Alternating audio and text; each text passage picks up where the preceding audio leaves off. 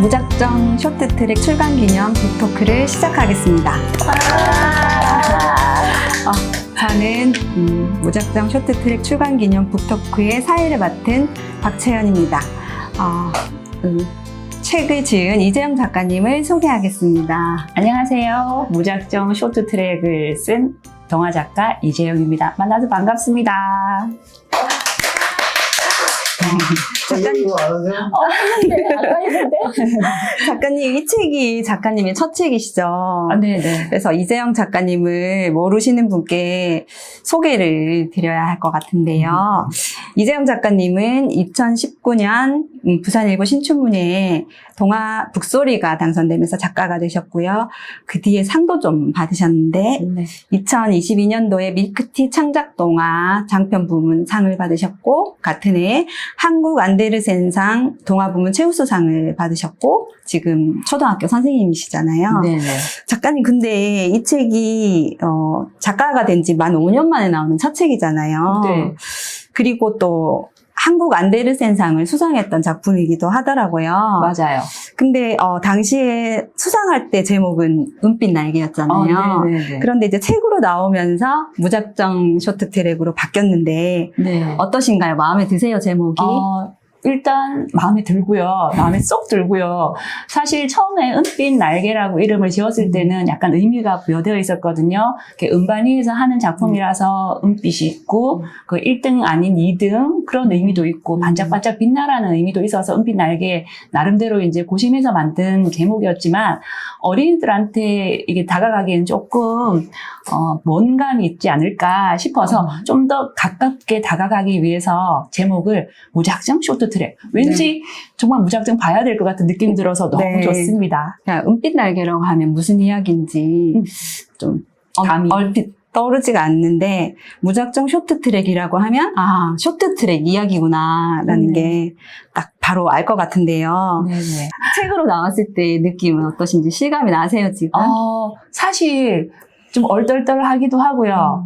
내 손에 정말 딱 잡았을 때, 이제 정말 내 책이구나. 이게 진짜 나왔구나. 네. 사실 그동안은 나온다 하고 이렇게 표지 그림 보고 할 때는, 정말 저게 내 책이 맞나? 네. 약간 그런 마음도 있었는데, 근데 막상 두 손에 딱 잡고 보니까, 이게 정말 내 책이구나. 네. 세상에 나의 작품이 나왔구나. 기감 납니다. 근데 그 표지만 봐도 정말 재밌을 것 같고, 표지도 밝고 어린이들이 좋아할 것 같은데요. 감사합니다. 그 쇼트트랙은 이제 우리가 알 것 같지만 또 이렇게 흔한 운동은 또 아니잖아요. 네. 그래서 이제 그 쇼트트랙이 운동장 아무 데서나 하는 게 아니라 그 빙상장이 있어야 되고, 또 그렇다 보니까 스케이트화도 있어야 되고, 옷이나 장비 이런 것들이 있어야 되다 보니까 누구나 쉽게 할 수 있는 운동은 아닌데, 어떻게 이런 동화를 쓰셨을까 먼저 그 생각이 들거든요. 네. 그래서 제일 처음 드는 생각이 작가님이 쇼트트랙 선수였나? 이 생각도 들고, 또 혹시 가족 중에 누가 쇼트트랙을 하시나? 이 생각도 들거든요. 네. 그래서 묻고 싶어요. 어린이들이 이게 궁금할 것 같아서. 네. 어떤가요? 저는 쇼트트랙 선수가 되고 싶지만 사실 체형상으로나 뭐 신체적 조건상에서 제가 쇼트트랙을 할 수 있는 능력은 가질 수 있는 사람이 아니어서 선수는 아닙니다. 근데 네. 어떻게 그리고 저희 있었을까? 가족 중에서도 쇼트트랙 선수가 없습니다. 네. 근데 제가 문득 이렇게 TV에서 쇼트트랙 하는 장면을 보니까 저거 괜찮은데? 나도 저런 거 한번 알아보면 어떨까? 이런 생각이 들어서 정말 무작정 쇼트트랙 한번 써봐야겠다라는 생각을 가지게 되었어요. 그러면 그 동화를 쓰려고 하면 자료도 많이 찾아봐야 될 텐데, 어떻게 이런 자료들을 찾게 됐을까? 그것도 궁금하거든요. 맞아요. 이게 쇼트트랙을 주변에 하는 사람이 있는지 제일 처음에 제가 물어봤거든요. 그래서 했더니 쇼트트랙 한 사람이 생각보다 거의 없더라고요. 그리고 주변에 있는 빙상장도 그냥 스케이트 타는 그런 거지, 이렇게 경기장이 없어서, 쓰고는 싶은데 되게 난감했었어요.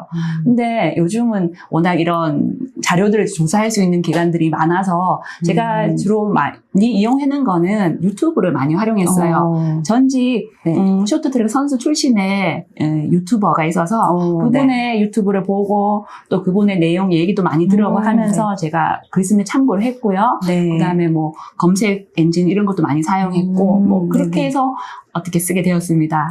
사실 전문가들이 보면은 네네. 조금 이상한데 하는 부분이 있을 수도 있지만 나름 네. 검증하려고 노력을 많이 했어요. 전문가들 보시고 오류 얘기해 주셨으면 좋겠어요. 네. 수정하겠습니다. 혹시 제목은 틀리겠어요? 무작정 쇼트트랙인데 작가님이 작정하고 쓰신 동화입니다. 네. 그런데 저희가 안다고 생각하지만 쇼트트랙의 뭐 규칙이라든지 그런 걸 정확하게 알지는 못해서 쇼트트랙은 어떤 운동인가를 좀 알고 동화를 읽어보면 더 재밌을 것 같거든요. 네. 그래서 작가님이 조사를 해보신 결과로 쇼트트랙은 어떤 이야기인지 네. 좀 얘기를 해주시면 좋을 것 같아요. 네네. 우선 쇼트트랙을 한마디로 말씀드리면은 얼음판 위에서 하는 순위를 다투는 그런 운동 종목이에요. 네. 얼음판에서 할 수 있는 그 운동 종목이 몇 가지가 있는데, 스피드 스케이팅은 레인을 꺼놓고 자기 네. 레인을 달리면서 이제, 기록을 높이는. 네네, 기록을 줄여가는 그런 경기라면은 쇼트트랙은 순위를 다투는 그런 경기예요. 제가 잘은 모르지만 몇 가지 네. 이제 볼 때 조금 알아보면 좋을 그런 꿀팁? 네네. 그런 것들을 한번 말씀드리겠습니다. 네. 일단 쇼트트랙은 경기장 규격이 딱 정해져 있거든요. 네. 모양은 타원형이에요. 타원형이고 길이가 111.12m. 이 직선 주로가 있고 곡선 주로가 네. 있는데 곡선이 한 53m 정도 되어요. 곡선이 더 많더라고요. 네, 근데 곡선을 이제 달리는 게. 곡선에서 이게 순위가 바뀌는 네네네. 그런 경우가 참 많더라고요. 그래서 맞아요. 물론 직선에서도 이제 중요하지만 네. 그 곡선에서 많은 일들이 일어나는 것 같아요. 저도 잘 모르지만 제가 보니까 그렇더라고요. 네네. 그리고 그 쇼트트랙 종목은 크게 뭐 단거리하고 중장거리가 있는데 단거리는 한 500m 해서 네. 쇼트트랙 그 경기장을 4바퀴 반 바퀴 정도 반. 도는 거 이게 단거리라고 하더라고요. 그래서 네. 그 다음에 그거보다 조금 더 멀리 가는 게 1000m, 중장거리 1500m 이런 것도 있고요. 그 다음에 계주 네, 같이 하는 게 계주. 아니고 돌아가면서 이렇게 릴레이하는 그런 계주로 해서 종목이 나누어져 있는 걸로 알고 있습니다. 네. 그리고 쇼트트랙에 보면은 경기복이 좀 특이하잖아요. 네. 뭐 빙상 하시는 분들은 다 알고 계시겠지만은 이게 스피드 스케이팅도 이런 비슷한 경기복을 입어요. 네네. 이 경기복을 소위 말해서 쫄쫄이라고 하거든요. 네. 이름이 정확한 이름은 트리코라고 하더라고요. 얘들은 이렇게 바람의 마찰, 네. 공기 마찰의 속도를 줄이기 위해서 온몸 이제 다리부터 시작해서 머리까지 완전히 커버할 수 있는 일체형 옷이고요. 이게 그 중간에 홈이 파져 있어 뭐 이렇게 그 뭐 옷 안에 홈이 파져 있어서 공기 흐름을 매끄럽게 한다는 그런 장점이 있다고 합니다. 쇼트트랙 규칙은 여러 가지가 있지만 제가 몇 가지만 말씀드리면 네. 보통 한 경기당 4명에서 6명 정도의 선수들이 경기를 하고요. 네. 누가 더 빨리 들어오느냐. 빨리 들어오는 진짜 순서대로. 경쟁을 많이 해요. 네, 그래요. 네. 그리고 하는 중간에 몸싸움도 가능하다고 네, 해요. 네. 근데 일부러 고의로 뭐 밀거나 진로를 방해하면은 네, 네. 반칙이 된다고 합니다. 네. 그리고 처음에 시작할 때, 출발할 때, 부정 출발이 되면은, 그게 2번 되면 네. 탈락하는 그런 규칙도. 이것도 참. 네, 얼마나 떨리겠어요, 그죠? 먼저 출발했다가. 네, 제 얘기를 자세히 보면은 그런 장면이 네. 좀 나오기도 합니다. 근데 진짜 TV에서 볼 때도 그런 거 보게 되잖아요. 네. 먼저 출발했다가 네. 부정 출발해서 다시 또 시작할 때는 더 떨리고 막. 그래서 참 네. 어려워요, 그게, 그죠? 네. 그 다음에 제가 알고 있는 쇼트트랙 기술 뭐 네. 여러 가지가 있지만 네네. 제가 요거는 저희 나라 선수들이 네네네. 만든 기술이라고 하더라고요.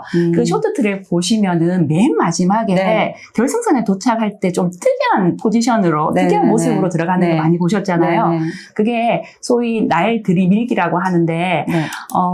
이게 결승선에서 보통 달리기 같은 경우에는 뭐 가슴이 먼저 들어가야지 네. 이제 순위에 이렇게 그렇죠. 되는데 여기 쇼트트랙에서는 몸의 어떤 부분이라도 제일 먼저 들어가면 그 승리로 해준대요. 그래서 네.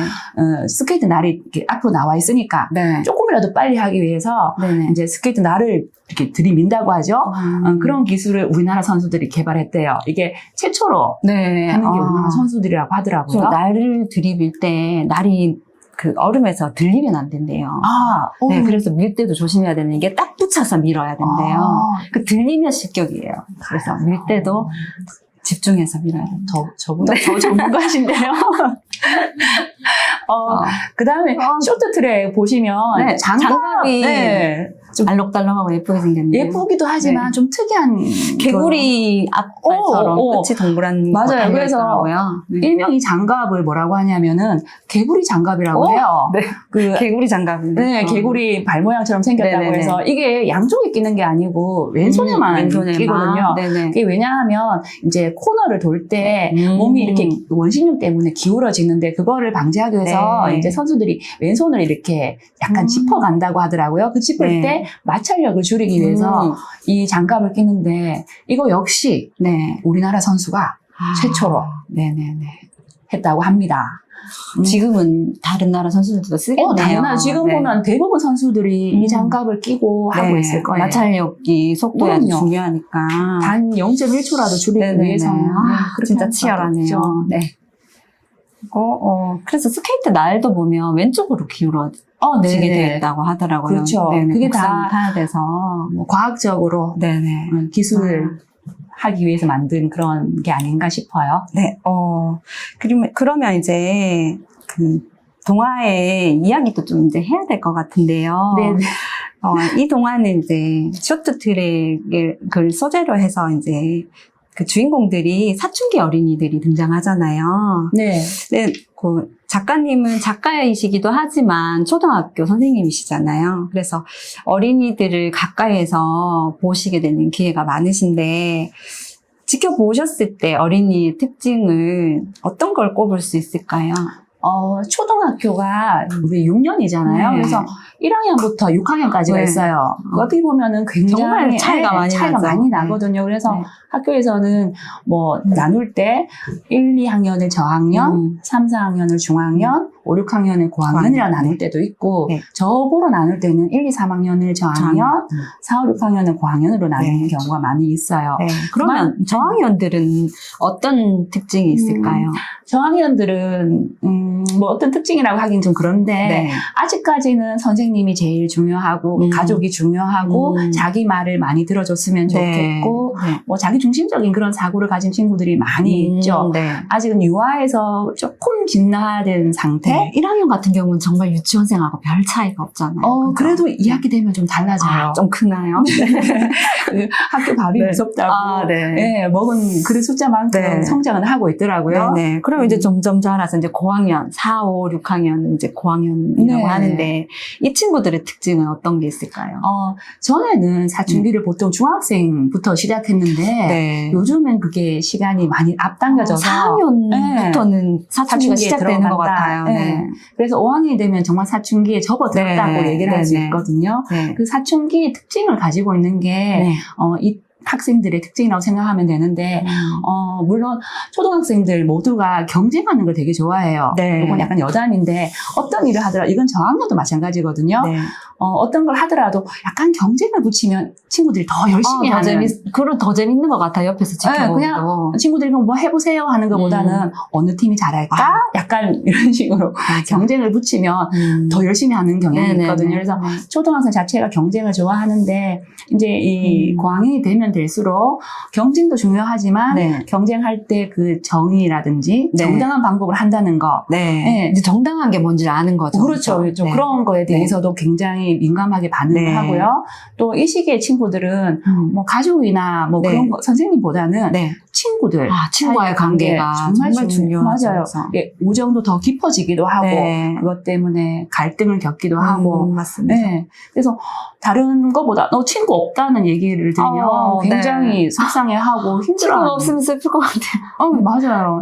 특히나 이 시기는 네. 더 그런 것 같아요. 그리고 네. 아무래도 사춘기다 보니까 이성에 대해서 네. 호기심들이 굉장히 많아요. 네. 물론 지금 제 같으면 지금 저학년을 맡고 있는데 저학년 친구들도 이성에 대해서 호기심을 가지고 있거든요. 이성에 대한 호기심은 유치원생들도 있는데.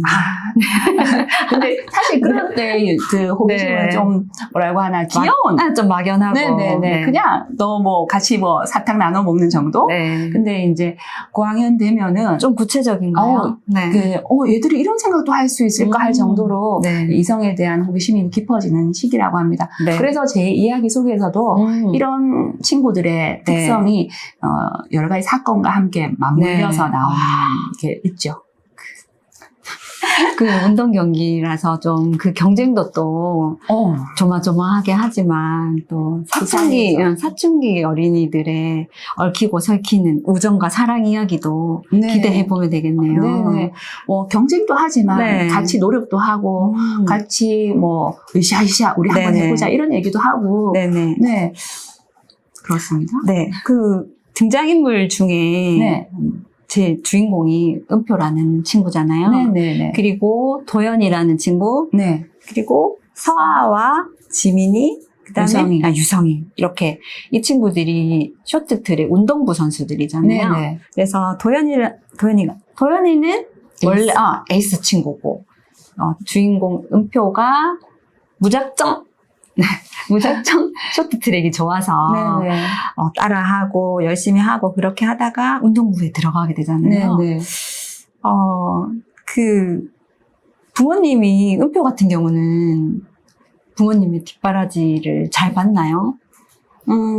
사실 제목 자체가 무작정 쇼트트랙이라고 쓴 것도 네. 은표가 네. 정말 무작정 쇼트트랙을 하고 싶어서 부모님들은 사실은 공부 때문에 안 돼. 네. 뭐 우리 뒷바라지 할 수 없어. 이래서 네. 반대를 하는데도 불구하고 그냥 정말 좋아서 자기가 찾아보고 자기가 연습하고 이런 거거든요. 네네. 이게 은표는 어떻게 보면 보통의 우리 친구들이에요. 그냥 네. 좋아서 하는 거. 좋아 보이니까. 네, 네.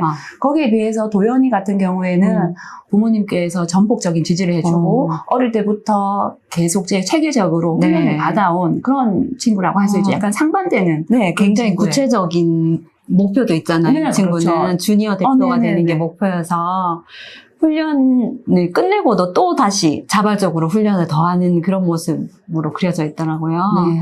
그래서 그게 정말 대단한 것 같아요. 나이도 아직 어린데 그 보통 어린이는 놀는 시간에 훈련을 했는데 거기 훈련을 마치고 또다시 또 훈련을 자발적으로 한다는 게 보통 꿈이 없으면 못하는 그런 행동인 것 같거든요. 그렇죠. 맞아요. 그래서 그 내용에 보면 은표가 처음에 은표 같은 경우는 아무것도 모르고 진짜 무작정 좋아서 쇼트트랙에 빠지는 거잖아요. 그런데 그 내용을 작가님이 쓴 거 보니까 처음에는 속도보다 기본기가 정말 중요하다. 기본이 아주 중요하다는 말씀을 하셨더라고요. 그러면 쇼트트랙에서의 기본은 어떤 것이 있을까요? 뭐 운동뿐만 아니라 모든 일을 할 때 기본이 참 중요하잖아요. 네네. 근데 그 기본기를 이렇게 닦아 나가는 일이 참 어려운 작업인데 네. 쇼트트랙은 우리가 보통 생각하기에 무작정 정말 그 얼음판 위에서 막 기술을 연마하고 이럴 것 네네. 같지만은 사실은 네. 얼음판이 올라가기 전에 지상에서 하는 그런 훈련들이 굉장히 많아요. 기본기라고 하면은 뭐 저는 전문적인 지식은 없지만 제가 생각하기에 기본기는 기초 체력을 키우는 거. 네. 그게 중요해서 이제 네. 이 은표도 아니면 그 쇼트트랙 친구들도 지상에서 그 훈련을 기본기를 갖기 위해서 체력을 키우기 위해서 달리고 뭐 연습하고 뭐 네. 그런 장면들을 제가 좀 집어넣었다고. 정말 우리는 그 경기하는 장면만 봐서요. TV나 이런 거 볼 때 그 선수들이 얼음 위에서만 훈련을 한다고 생각했거든요. 그런데 이제 지상에서 체력 단련 훈련을 많이 하는군요. 네네. 저도 처음에는 네. 거기서 얼음판 위에서 네네. 하는 줄 알았는데 네. 제가 영상을 보고 하니까 거기서 하는 것보다 네. 지상에서 하는 시간들이 훨씬 더 많다는 걸 알게 됐어요. 체력을 다지는 게 한 번만에 되는 것도 아니고 그럼요. 또 쌓이고 쌓여야 되는 거여서 정말 노력을 많이 해야 되는 거네요. 무슨 일이든 다 그렇지 않겠어요. 그렇죠? 네. 그리고 도연이 같은 경우도 뭐 부모님이 든든하게 지원을 해주시지만 본인이 열심히 하지 않으면 아무 소용이 없는 거잖아요. 그럼요. 그런데 이제 저희가 보통 볼 때 운동선수들이 경기하는 장면을 보면 이기고 지는 그런 것만 보다 보니까 연습을 얼마나 했는지는 사실 눈에 잘 안 보이거든요. 정말 그 사람이 타고난 재능이 있거나 천재적인 기질이 있어서 이렇게 잘하나 보다 이렇게 생각하는데 그건 아닌가 봐요. 맞아요. 우리가 네. 뭐 알듯이 뭐 김연아 선수나 이런 선수들 보면은 네. 저 사람은 천부적인 재능을 네. 가졌을 거라고 네. 하지만 네. 사실은 그 이면에는 그만큼의 계속적인 노력 네. 이런 것들이 있었기 때문에 오늘의 김연아가 있는 것이 아닌가. 네. 정말 좋은 말씀이신 것 같아요. 우리가 그 1등을 하고 뭐 경기 했을 때 그 승리하는 그 장면만 생각하는 게 아니라 그 장면을 연출하기 위해서는 얼마나 더 많은 연습을 하고 연습하는 중에는 넘어지기도 많이 할 거고 실패도 많이 할 건데 보통은 몇 번 넘어지거나 실패하면은 포기하게 되잖아요. 네네. 대부분의 네. 사람들이. 그런데 그 선수들은 포기를. 실패를 했는데도 극복하고 또다시 연습하고 또다시 일어섰다는 거를 보여주시는 것 같아요. 이야기를 맞아요. 통해서. 네네.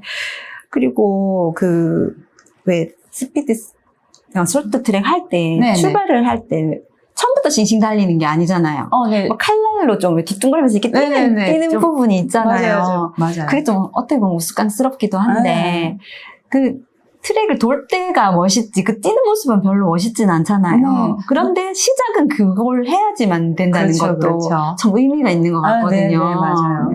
그래서 모든 시작은 좀 우스꽝스럽고 미약하지만 잘하기 위해서는 무조건 그걸 넘어가야 된다. 딛고 가야 된다는 맞아요. 그런 의미도 담겨 있는 것 같아요. 네네. 제 마음을 다 들여다보신 것 같아요. 그리고 그 쇼트트랙에서 직선은 속도를 높일 수 있는 맞아요. 거지만 코너링이 더 중요하잖아요. 코너링에서 네. 보통 그런 기술들이 많이 나오거든요. 네네. 이 쇼트트랙이 네. 그 짧은 순간에 막 일어나서 보는 사람들은 뭐 저게 네. 뭐지 하지만은 그 짧은 순간 안에서도 많은 전략들이 속해 네. 있어요. 코너링에서 자꾸 순위가 바뀌더라고요. 그럼요. 파고들기도 잘 네네네. 파고들고. 저는 가끔 생각할 때 인생은 타이밍이라는 생각을 좀 해요. 정말 중요한 것 같아요. 그 네. 타이밍과 그게 그게 눈치가. 언제 그거를 네. 할 것인가. 참 네. 중요한 거거든요. 네. 하필 요때 내가 이걸 했기 때문에 네. 어떤 건 성공을 하고 어떤 건 실패를 하는 네네. 그런 일들이 많은데 네. 이 쇼트트랙도 마찬가지예요. 그게 더 많이 부각되는 것 같아요. 순간적인 선택이. 처음부터 네. 막 달릴 네네. 수도 없고 네. 왜냐면 이게 순위 경기이기 때문에 언제 내가 치고 나가야 되고 맞아. 저 사람의 속도도 봐야 되고. 그렇죠. 언제 내가 손고르기를 해야 되고 저 사람이 언제 또 치고 나올지도 생각을 해야 되고. 네. 그런 거하고 정말. 뭐 맞물려서 네네. 쇼트트랙의 기술이 나오기 때문에 네네. 쇼트트랙 써보면 괜찮겠다 하는 생각도 한편 먹은 이유가 그것 때문이기도 근데 해요. 연습도 많이 하고 전략도 세우지만 또 아차하는 순간에 또 사고가 나잖아요. 근데 네. 우리도 그렇잖아요. 우리가 네네. 내가 사고 내고 싶어서 사고 나는 경우는 네. 별로 없잖아요. 네네. 그죠? 물론 내가 부주의해서 사고 나기도 하지만 다른 사람에 의해서 이제 사고 네. 나기도 하는데 쇼트트랙도 마찬가지예요. 네. 이게 내가 잘 달리고 있는데 누군가에 의해서 내가 의도치 않게 사고를 당할 수도 있고 네. 또 내가 가다가 보면 다른 사람한테 사고를 내게 할 수도 있고 그러니까 한번 이건데 너무 이제 순위 경기가 막 엎치락 뒤치락 하다 보니 한 번 쓰러지면은 그 순위를 회복하기 힘들어요. 네. 그래도 제가 이게 몇 번 보니까 그래도 이렇게 끝까지 좀 네. 내가 이렇게 넘어져서도 뒤쳐졌어도 끝까지 달려가면 네. 이제 마지막에 가서는 누가 이제 이 반칙을 했나 비디오 판독 같은 네네네. 거 하면 밝혀질 때 있더라고요. 네, 그래서 네. 1등, 2등 두고 하는 사람이 오히려 탈락되고. 탈락되고 끝까지 완전 삭제가 네. 되는 그런 경우도 그 있어서 선수가 넘어졌다고 일어서지 않았으면 그냥 끝인데 다시 일어서서 꼴찌지만 끝까지 들어왔더니 순위에 들어가는 경우도 생기더라고요. 맞아요. 그게 뭐 흔한 일은 아니지만 네. 그런 일이 있을 수 있으니까 포기하면 안 되는 것 그럼요. 같아요. 부상이 있다면 어쩔 수 없지만 부상이 있지 않은 이상은 넘어졌더라도 다시 끝까지 한번 달려봐야 되겠네요. 제가 말하고 싶은 것도 약간 그런 것 네. 그리고 여기서 보면 이제 페이스메이커라는 말이 나오잖아요. 네네. 페이스메이커는 어떤 걸까요?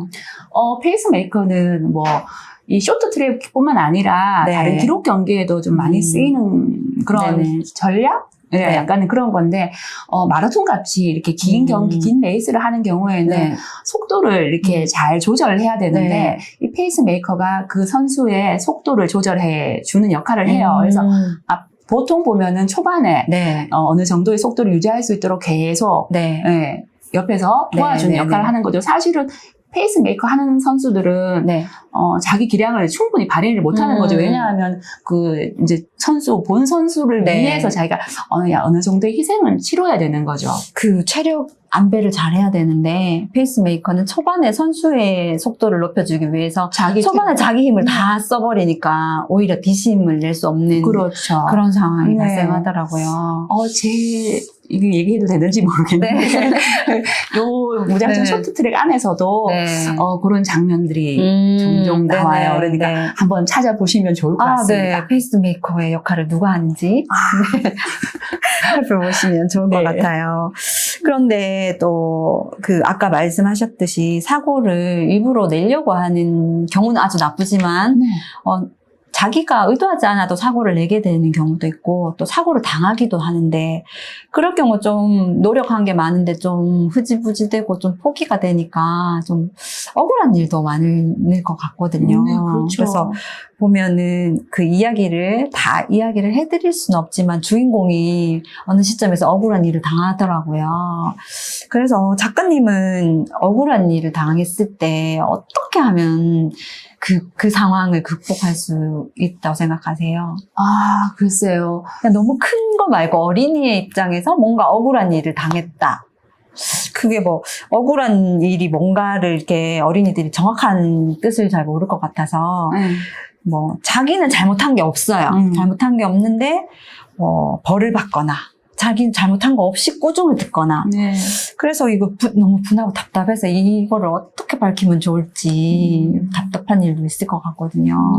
그러면 이제 선생님이시기도 하니까 교실에서 억울한 학생이 발생했어요. 억울하대요. 네. 그럼 선생님은 이 친구한테 뭐 어떻게 얘기해주면 좋을까요? 저는 일단 얘기를 들어줘요. 네.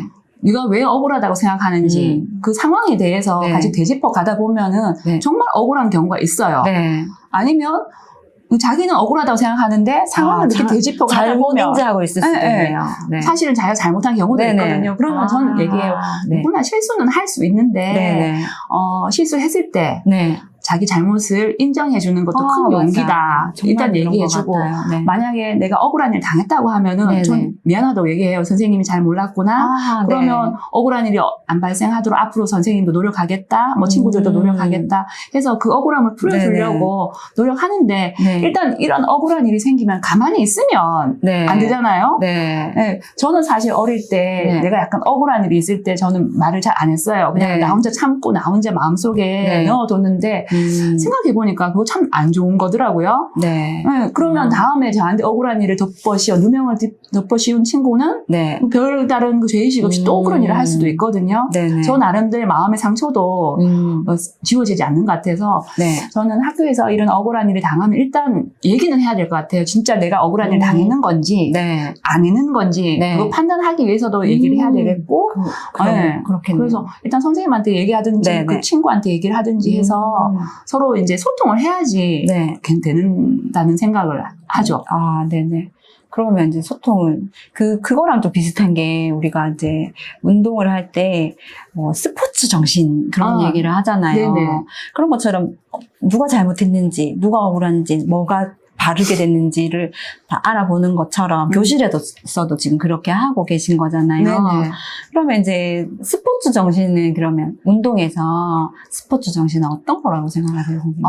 제가 이렇게 이 동화를 쓴 이유도 네. 이게 하고 많은 영역 중에서 스포츠를 선택한 이유도 네. 어린이들한테 스포츠 정신이라는 것을 알려주고 싶었어요. 근데 네. 그거를 뭐 운동을 시켜가면서 알려주는 게 아니고 이런 네. 동화를 통해서 알려주고 싶었는데 네. 제가 생각하는 스포츠 정신은 그래요. 이렇게 정정당당한 네. 규칙 안에서 네네. 승부를 나누고 그 승부가 끝났을 때 네. 결과를 인정하고 네. 잘한 사람에게는 칭찬의 박수를 전해주고 또 내가 좀 실패하고 못한 친구들한테는 네. 응원의 박수를 쳐주는 거, 격려해주는 것이 네네. 진정한 스포츠가 아닐까.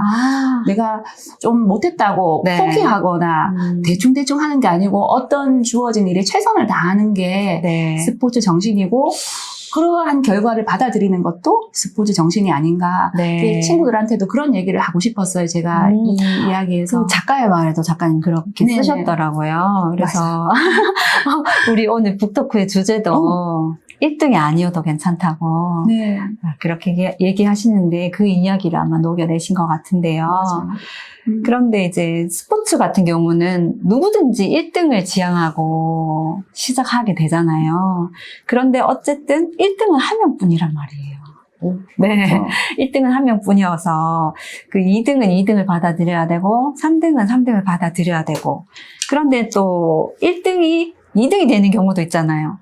맞아요. 1등이 늘 1등이 아니라 그래서 이제 작가님이 얘기하시는 스포츠 정신은 최선을 다해서 열심히 하고 연습하고 최선을 다해서 경기에 임하고 또 주어진 결과에 대해서는 깨끗이 인정하고 졌다고 험담하거나 좌절하지 않고. 그렇게 하지 않고 자기는 축하를 해주고 네. 또 이긴 사람은 이겼다고 자만하지 않고 울쓰대거나 그렇게 하지 않고 열심히 했지만 진 사람에 대해서 아량을 베풀 수 있어야 되죠.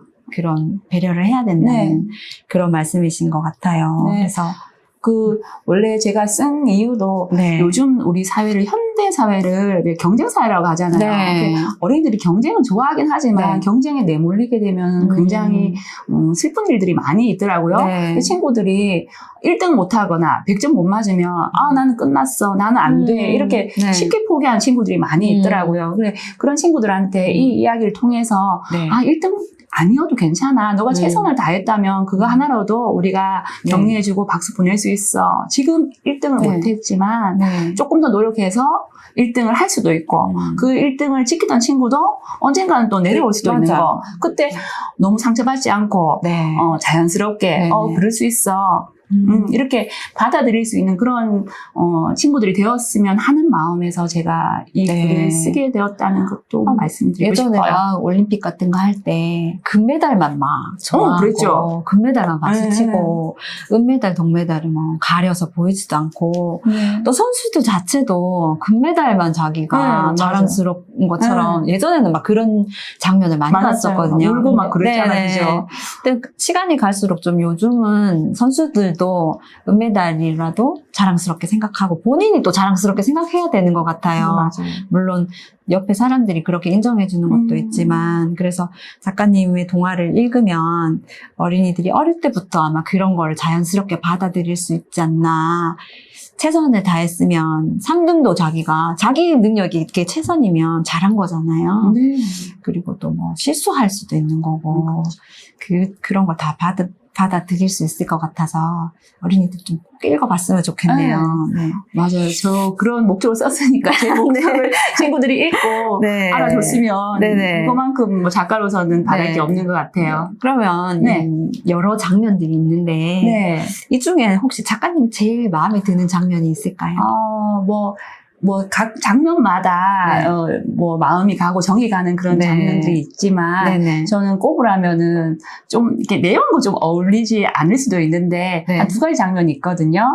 첫 번째 장면은 이제 은표가 잠깐 쇼트트랙을 쉴 때가 있었어요.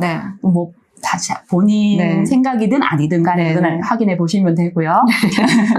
어쨌든 그런데도 불구하고 은표가 이게 보고 싶은 거예요. 나는 지금 하고 있지 않지만 다른 친구들은 잘하고 있을까? 그래서 원래 자기가 가야 되는 곳에 안 가고 정말 무작정 버스 타고 그 링크장에 가서 그건 정말 좋아하는 거잖아요. 그게 거기에는 정말 얘가 좋아한다. 내 온 마음을 바쳐서 정말 하고 싶은 게 이거다. 라는 그런 마음을 표현한 장면이거든요. 그래서 그 장면 제가 굉장히 좀 마음에 원픽 하는 것이고 다른 장면 꼽으라고 하면은 아까 말했듯이 사춘기 친구들 이야기가 나오는데 여기도 약간 그런 이성 간의 그런 사랑? 약간 첫사랑? 이런 장면이 나오는데 그런 장면이 이렇게 들어간 부분이 몇 부분 있어요. 은표가 좋아하는 친구가 생겼을 때 자기 그 친구를 바라보면 온몸에서 이렇게 털들이 싹 일어난다는 그런 장면이 있거든요. 그 장면 쓰면서 저 계속 웃었어요. 너무 좋았어? 나도 그런 장면이 있었다. 나도 내 인생에서 이런 적이 있었던가 한번 생각해 본 그런 적도 있었는데 제가 좋아하는 장면은 그런 장면인데 혹시 작가님은? 저는 좀 되게 인상적으로 봤던 장면이 은표가 억울한 일을 당하잖아요. 그 억울한 일을 당하는데 밝힐 방법이 없어요. 그리고 자기도 정확하게 모르겠는데 모두가 그런 눈으로 쳐다보고 그리고 정말 믿었던 친한 친구들마저도 등을 돌리고 자기와 멀어져서 자기를 뭔가 부정한 일을 저지른 사람인 것처럼 했을 때도 자기는 어떻게 아니라는 걸 밝히지 못했는데 오히려 나중에 그거를 알게 됐을 때, 뭐, 아이들이 다시 다가와서 자기한테 잘해주려고 할 때 그걸 받아들이지 못하는 장면 있잖아요. 네. 그래서 혼자 눈물을 흘린, 그게 해결되고 나서 눈물을 흘리는 그 장면이 정말 저는 좀 마음에 와닿더라고요. 정말 그렇겠다. 억울한 일을 당하면 속을 뒤집어서 보여줄 수도 없고, 아니라고 일일이 찾아가서 말하는데 믿어주지도 않을 것 같고, 그렇게 답답한 일을 있을 때, 그때는 또 막 답답하고 해도 분해서 그게 참아지지만, 그게 어떤가에 해결이 되고 밝혀졌을 때에, 그게, 허탈하면서도, 또 막 시원섭섭하면서도 좀 막, 그때서야 눈물이 나는 그 장면이 정말 심리가 잘 드러났지 않나, 그 생각이 그런가요? 들었거든요. 그, 무작정이라는 게, 그 작가님, 네. 뭐 계획도 없고, 네네. 이게 좋을지 나쁠지, 그런 계산도 없이 뭔가를 진짜 그냥 좋아하는 거잖아요. 그렇죠. 그러면 작가님은 무작정 쇼트트랙을 썼지만 작정하고 쓰셨잖아요. 네네. 그러면 작정 안 하고, 그럼 작가님의 무작정은 뭐가 있을까요? 사실은 저의 개인적인 성향은 네. 왜 요즘 MBTI 많이 보잖아요. 네. 저는 J예요. 극한 J이기 때문에 계획한 일대로 제가 하지 않으면 되게 불안해요. 그래서 항상 루틴을 정해놓고 그거대로 착착착 했을 때, 그걸 해결했을 때 저는 쾌감을 느끼거든요. 그래서 웬만한 일을 할 때 계획 없이 하는 일은 정말 거의 없어요. 하지만 저도 사람인지라 또 어떻게 하다 보면은 내가 계획을 했는데 계획이 어그러질 때도 있잖아요. 그럼요. 그럴 때도 있고, 어떨 때는 내가 말하고 싶은데 나의 계획상으로는 말하면 안 돼. 그래서 참아야지 했는데 또 한편 생각하면 지금 말하지 않으면 이거 안 되는 거 아닌가? 한번 질러봐? 약간 속된 말로 이런 말 하면 안 되지만 미친 척하고 해보는 그런 경험들이 아주 사소하게 있긴 해요. 근데 지금 생각해보면 제가 지금 제 인생에 있어서 무작정 해봤던 그런 경험을 얘기하라 하면 지금 글 쓰고 있는 게 저는 제일 무작정 했는 게 아닌가. 사실 제가 글을 시작할 때도 뭐 특별하게 글재주가 있어서 시작한 것도 아니고 어떻게 하다 보니 이렇게 되었지만은 누가 그러더라. 너 정말 글 잘 쓰네? 뭐 이런 얘기 하기 전에 너 생각하고 했는 거야? 하는데 사실은 제가 이 글을 쓰기 시작한 것은 정말 무작정 한번 해볼까? 그냥 그 생각 가지고 해보면 좋지? 이렇게 해서 시작한 거거든요. 그래서 그 무작정이 지금 저한테는 뭐 계획이 없었는 거지만 지금의 저로 봤을 때는 아주 큰 도움이 되고 정말 선택하기를 잘했다. 무작정 하는 것도 제가 제 얘기지만 좋은 거구나 하는 그런 생각을 했어요. 혹시 작가님은 제가 보기에는 좀 무작정 많이 하실 것 같은데 어때요? 근데 뭐 글 쓰는 게 무작정 되면 제일 좋을 것 같아요. 그런데 저는 글 쓰는 게 무작정이 안 되더라고요. 그래서 그냥 막 써, 이게 안 돼요. 맞아요. 그래서 어떤 이야기든지 막 써보고 싶은데 그게 잘 안 되고, 글 쓰는 거는 자꾸 작정을 하게 돼가지고, 어떤 거 보면 시작도 못 하는 경우도 있고. 근데 대신 제가 무작정 하는 거는, 저는 계획 없이 떠나는 거를 좀 좋아하는 것 같아요. 그래서 글이 막힐 때, 글이 잘 써지지 않을 때도 그 글의 배경이 되는 곳 있잖아요. 배경으로 정한 곳에 글이 막히면 이제 무작정 가보는 거예요. 오늘 계획이 없었는데 막히니까 오늘 거기를 가보면 보지 못했던 뭔가가 눈에 들어와요. 여러 번 가도. 그래서 별건 아닌데 어떤 사물에서 그때는 못 봤던 것 같은데 그때는 못 느꼈던 느낌이 또 느껴지기도 하고 그래서 저는 이제 무작정 떠나는 거를 좀 좋아해요. 저한테는 있을 수 없는 일이지만 선생님 글 보면은 저도 그거는 본받고 싶어요. 나도 한번 이번 기회에 무작정 한번 떠나보는 거 시도 한번 해봐야 되긴 하겠어요. 근데 뭐 미리 계획하거나 약속하면 저는 이제 그게 틀어지면 그게 그렇게 실망스럽더라고요. 같이 약속한 사람이 가자 해놓고 급한 일 생겨서 못 가 이러면 그것도 너무 실망스럽고. 그래. 저는 그럴 때 제 이렇게 차선택을 좀 마련해 네. 놓는 편이에요. 어떻게 하시는 아니, 그 거예요? 사람하고 안 가면 그 다음에 네. 어디 가서 나 혼자 네. 요걸 해야지 하는 그런 걸 좀 계획하는 타입이라서 좀 답답하기는 해요. 이런 네. 성격이. 근데 저는 이제 그게 계획이 틀어지는 게 싫어서 무계획으로. 그건 좋은 네, 방법. 혼자 약속 잡을 필요 없이 나 혼자 내가 가고 싶으면 가고, 내가 먹고 싶으면 먹고, 이런 식으로. 무계획이 계획이네요? 네, 그걸 즐기고 오는 거죠. 막 만나게 되는 신선함? 이런 거. 저도 한번 해봐야 되겠어요, 그런 거는. 네네. 근데 우리가 작가님도 말씀하셨듯이, 이 무작정 쇼트트랙의 스포츠 정신, 그게 녹아 있는 것처럼, 우리가 스포츠 정신을 좋아하는 이유도, 우리가 또 스포츠를 응원하게 되는 경우도 그 스포츠 정신 때문에 그런 거잖아요. 네. 그러면은 작가님이 생각할 때, 어린이들이라든지 이것만은 꼭 이 모습대로 지켜졌으면 좋겠다 하는 것들 있잖아요. 어린이들의 모습 중에는 이것만은 좀 지켜졌으면 좋겠다 하는 거 있을까요? 글쎄요, 보통 어른들이 말할 때 어린이들은 네. 순수하다는 네. 얘기를 참 많이 하잖아요. 네네. 그 순수함이 글쎄요, 지금 친구들이 얼만큼 가지고 있는지는 네. 알 수 없지만 네. 저는 어린이라면은 일단 세상을 보는 눈이 네. 맑았으면 좋겠어요. 비록 다 크게 되면은 저것도 안 좋아, 저것도 안 좋아 하지만 어린이일 때는 이것도 한번 해볼까, 이것도 괜찮은 건데 네. 그런 순수함을 가졌으면 좋겠고 무슨 일을 할 때 네. 뒷걸음치기보다는 앞으로 나갔으면 좋겠어요. 시도해봤으면 좋겠어요. 네. 제가 쇼트트랙이라는 이 경기도 보면은 네. 얼음판에서 하는 거잖아요. 네네네. 얼음이라는 그 장소가 그래요.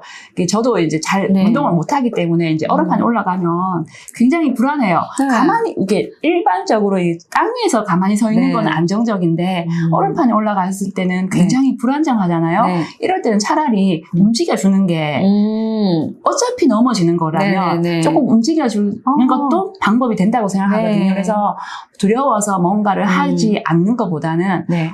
아직 어리니까 네. 이거 한번 해봐야지 네. 하는 그런 시도를 하는 그런 용기를 가졌으면 네. 하는 게 제가 바라는 어린이한테 바라는 거라고 네. 할까요? 근데 정말 어린이니까 당연히 미숙하잖아요. 네. 그리고 배우는 과정이라서 잘못할 수 있는데 너무 처음부터 화려하고 완벽한 그런 모습을 기대하게 되면 어린이가 시도를 못한다는 그런 말씀이신 그렇죠. 것 같은데 네. 얼음판에서 미끄러지는 거는 당연한 일이잖아요. 네. 누구든지 미끄러질 수 있고 그래서 그걸 무서워하지 말고 미끄러진다고 생각하고 이왕 미끄러질 네, 거 미끄러진다고 한번 해보자. 생각하고 무서워서 못하지 말고 한번 시도를 해봐라 이런 말씀이신 것 같네요. 작가님은 어떻게 생각하세요?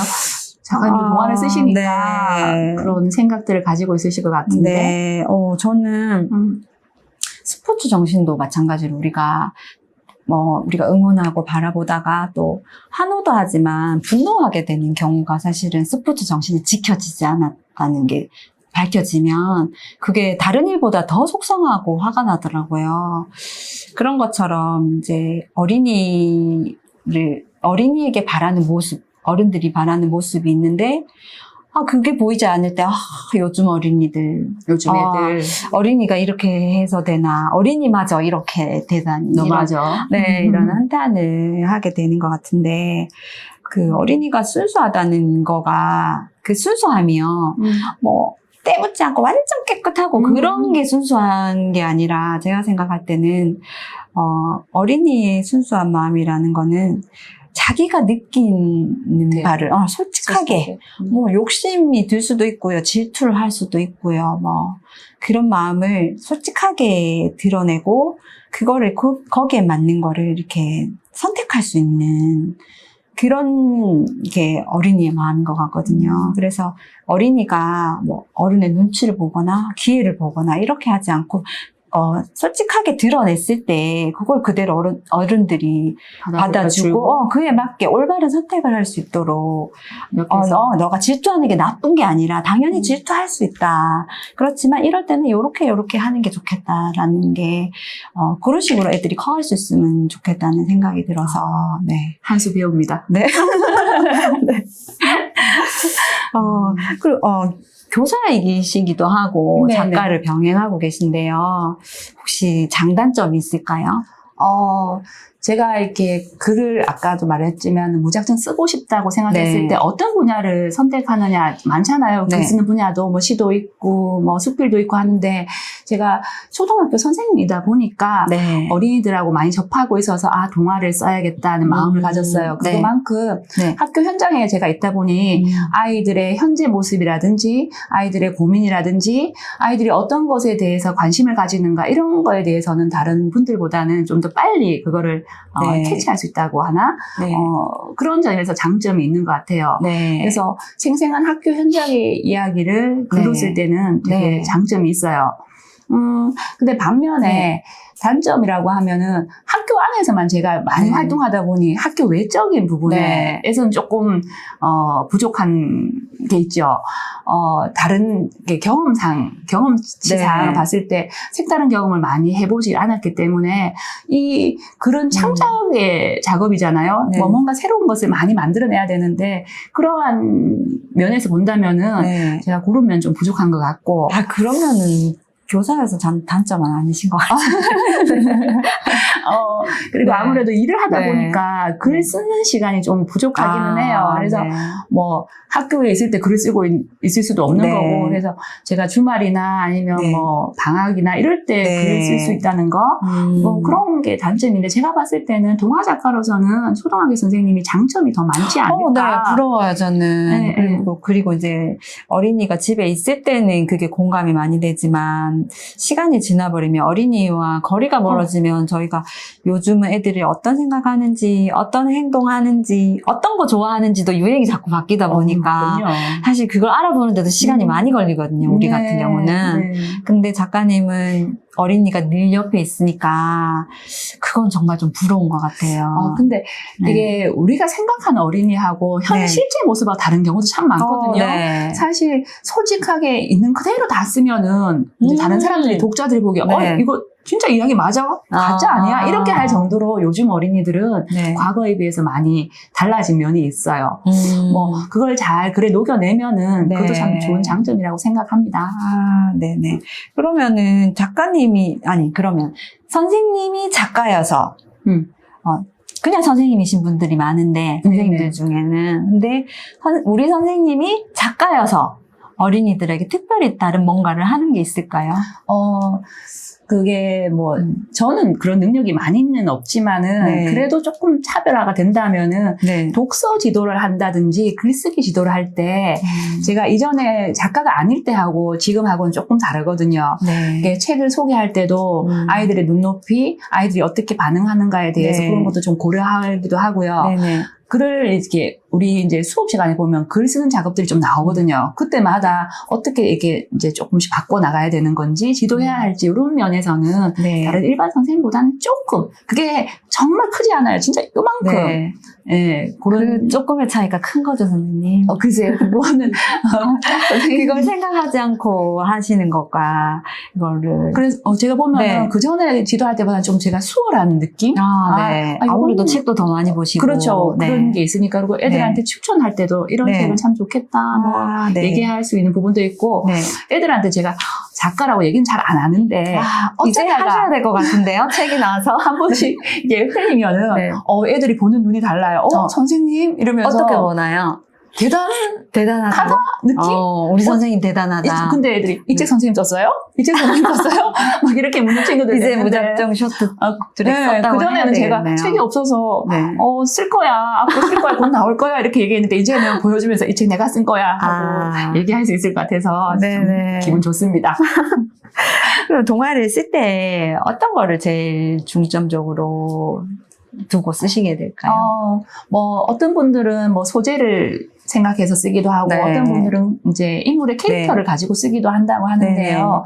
저도 그렇게 쓸 때가 있지만 저는 제일 중요한 게 주제라고 생각하거든요. 그래서 특히 동화는 주제가 너무 복잡하거나 흐리면 안 된다고 생각해요. 명확하게 주제를 아이들한테 알려줘야 된다고 생각하거든요. 네.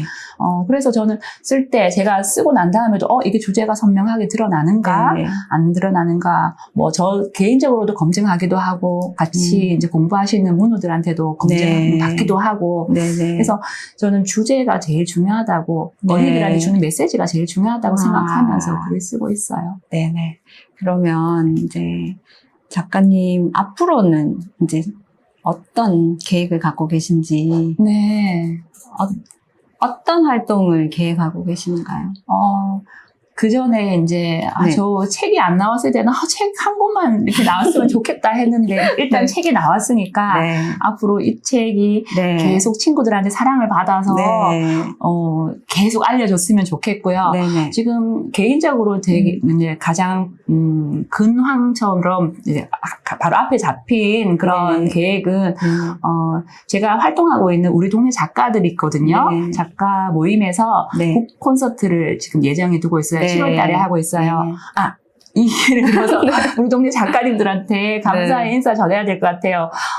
이렇게 오늘 이렇게 북토크 한다고 꽃 꽃도 선물해 해주신 주셨어요. 네. 우리 동네 작가님들 감사합니다. 이름 얘기해도 될까요? 네. 김종원 선생님 감사합니다. 김동혁 우리 회장님 감사합니다. 그리고 이민정 부회장님 그리고 박진희 작가님 그리고 옆에 있는 박채연 선생님 정말 감사합니다. 네. 제가 이렇게 글을 쓰고 있는 것도 그런 옆에서 도와주시는 네. 분들이 계셨기 때문에 이렇게 네. 글을 쓰고 있는 것 같아요. 그리고 뭐 다 끝난 느낌은 드는데 일단 이런 자리를 마련해 주신 네. 우리 한솔수부 출판사님들에게도 네. 감사를 드리고 싶습니다. 감사드립니다. 저 같은 신인한테도 이런 기회를 주셔서 정말 감사해요. 네.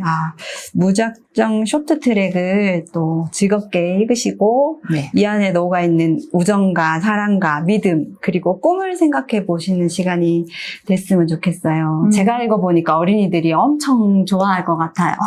그리고 또 어린이를 지도하시는 분들도 보시면 정말 도움이 많이 될 것 같아요. 그래서 이 책은 무작정 선택하셔도 후회하지 않을 동화라는 거, 네, 아셨으면 좋겠고요. 감사합니다. 네. 선생님.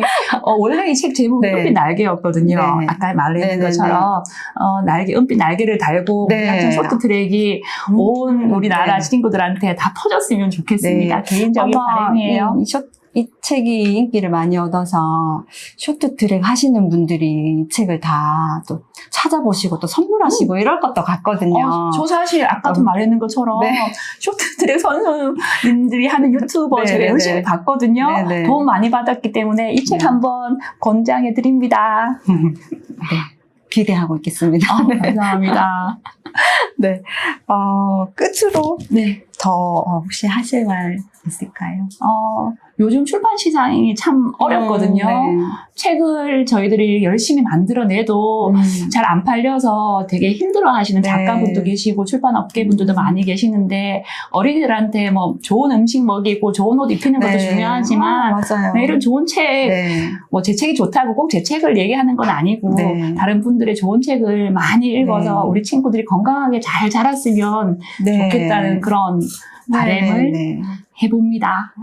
그 어머니들이 애들 잘 크라고 종합 비타민 이런 거 먹이시잖아요. 그래서 책도 뭐 이렇게 편식하지 말고 여러 종류의 책을 골고루 잘 읽어서 종합 비타민을 먹듯이 마음이 골고루 잘 클 수 있었으면 좋겠어요. 네, 그래서 맞아요. 책을 많이 읽어주세요. 네. 네, 바랍니다. 오늘, 네. 사실 이 주제처럼 네. 저희가 잘하려고 한 건 아니고. 네, 무작정 했습니다. 네, 좀, 이게 부족한 부분이 있더라도 우리 1등이 아니어도 괜찮잖아요. 이해해 주셨으면 좋겠습니다. 많이 사랑해 주세요. 무작정 쇼트트랙. 네.